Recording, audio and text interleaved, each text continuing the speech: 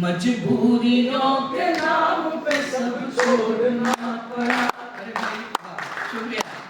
मजबूरियों के नाम पे सब छोड़ना पड़ा, तोड़ना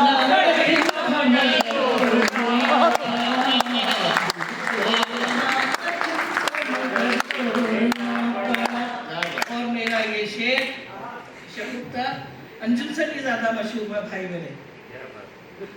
मेरी पसंद और थी सबकी पसंद और,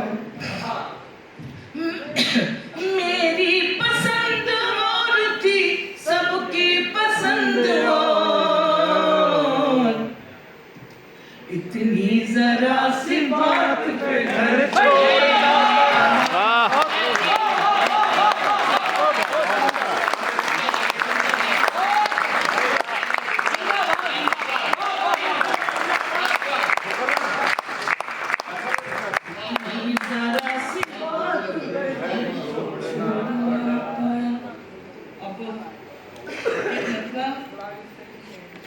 क्या कुछ कहा आपने?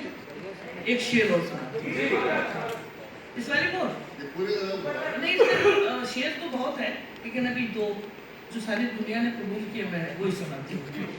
इतनी जरा सी बात पे घर छोड़ना पड़ा। अब सुनेगा। चाहे जिस नाम से भी पुकारो,